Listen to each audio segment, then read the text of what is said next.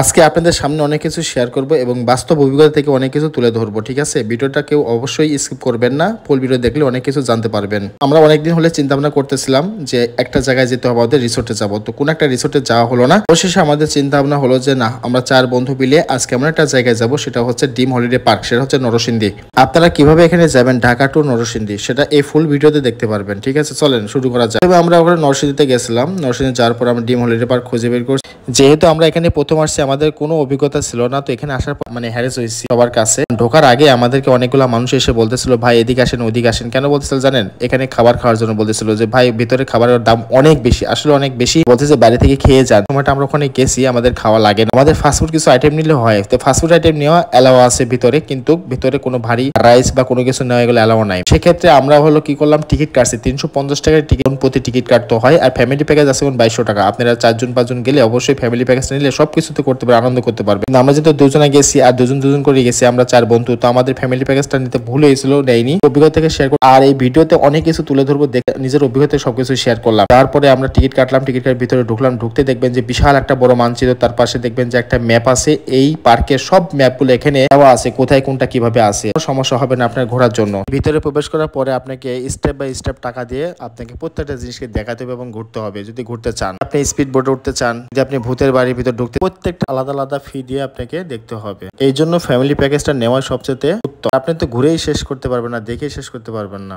এত সুন্দর প্রকৃতি, ঠিক আছে, অনেক ভালো লাগবে। দেখেন না, আমি ভিডিওতে সবকিছু তুলে ধরছি অল্প অল্প করে সবকিছু। আমরা 4 বন্ধু গেছিলাম, অনেক এনজয় করেছি। বড় কথা হচ্ছে যে আমাদের 4 বন্ধু 4টা বেবি আছে, এটা একটু প্রবলেম হয়েছে।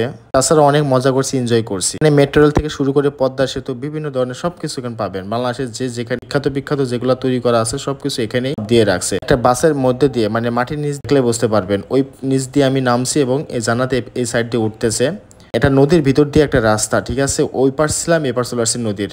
সে দেখাচ্ছে জানার দেখান যে ড্রিম হলিডে পার্ক, কত সুন্দর লেখা ড্রিম হলিডে। অসাধারণ অসাধারণ, এত সুন্দর লাগতেছিল প্রকৃতিগুলা, অনেক মজা পাইছি, সবাই অনেক এনজয় করছি। এখানে সব দেখার মতন জিনিস, এত সুন্দর। আপনারা গেলে অবশ্যই সময় নিয়ে যাবেন। আমরা এমন একটা সময় গেছি, আসলে লাঞ্চ আওয়ারের পরে আমরা গেছি। আমাদের আরো উচিত ছিল সকালবেলা যাওয়া। সকালবেলা গেলে আমরা অনেক আরামে সবকিছু দেখে শেষ করতে পারতাম। আর ড্রিম হলিডে পার্ক হলো ঢাকা থেকে নরসিংদী যেতে প্রায় 50 কিলোমিটার দূর। যদি আপনি রাস্তা চিনেন খুবই ভালো, আর না চিনেন তো অনেক সমস্যা হয়ে পড়বেন। অবশেষে সারাদিন ঘোরাঘুরি পরে আমি সবচাইতে আমাদের ফেভারিট জায়গাটাতে চলে আসছি, সেটাই দেখতে পাচ্ছেন যে সুইমিং পুল। ওখানে গেছি যে সবকিছু দেখার পরে সুইমিং পুলে যাবো না, গোসল করবো না, তা কি হয় বলেন? তবে একটা কথা, এই সুইমিং পুলে ঢুকতে গেলে আপনাকে জন প্রতি গুনতে হবে 450 টাকা। সবচাইতে বহুল জায়গাটা হচ্ছে এটা। আমরা অনেক চিন্তা ভাবনা পরে চিন্তা করলাম যে এখানে ঢুকবো না ঢুকবো, তো অবশেষে অনেক দূর থেকে আসছি, সুইমিং পুলে গোসল করবো না তা কি হয়? অবশেষে যেই ভাবনা সেই কাজ শুরু। জন প্রতি 450 টাকা করে দেওয়া লাগছে। ভিতরে প্রবেশ করছি, চারিদিকে ঘুরে দেখাচ্ছি, অসাধারণ। 450 টাকা গেছে, এটা কোনো ব্যাপার না। আসলে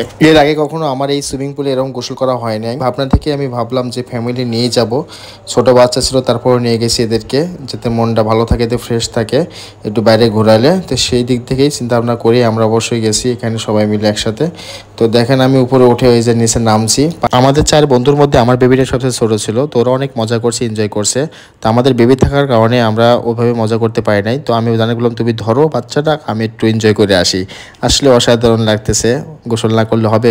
এই প্রথম আমাদের হলো সুইমিং পুলে নামা। আমার এই জান্নাতেরও প্রথম সুইমিং পুলে গোসল করা।